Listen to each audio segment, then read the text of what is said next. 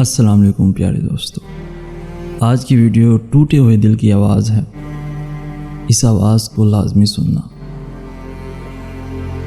جب تک نازلی آئی، وہ اپنے ہوش میں نہیں تھا۔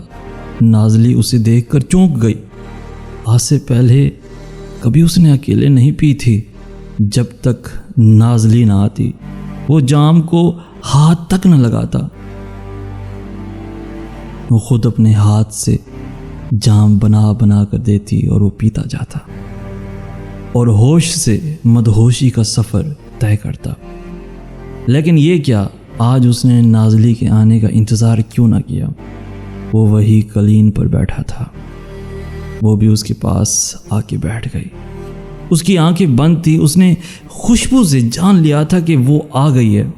نازلی، او نازلی، تم آ گئی؟ یہاں میرے پاس بیٹھو، میرے پہلو میں بیٹھو۔ اس نے بند آنکھوں کے ساتھ اس کے لیے جگہ بنائی۔ تصور میں وہ نازلی کو نہیں، کسی اور کو پہلو میں بٹھا رہا تھا، اور آنکھیں کھول کر وہ اپنا تصور نہیں توڑنا چاہتا تھا۔ نازلی حکم کی باندھی چپ چاپ بیٹھ گئی۔ وہ اس کی زلفوں میں ہاتھ پھیرنے لگا۔ کوئی بات کرو نازلی، آج تم کچھ کہو۔ احسن صرف سنے گا آج۔ وہ خود اسے دیکھ رہی تھی۔ میں کیا بولوں سائیں؟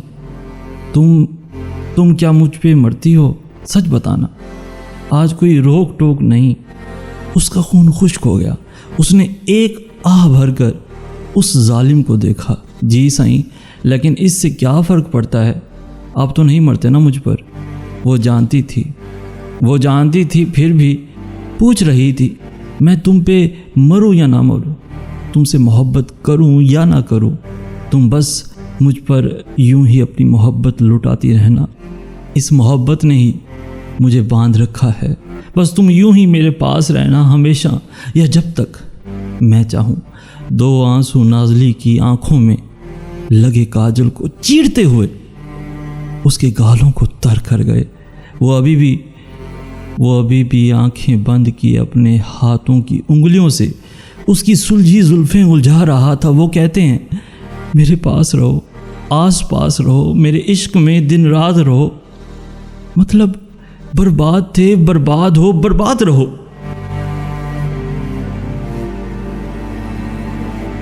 مطلب برباد تھے، برباد ہو، برباد رہو۔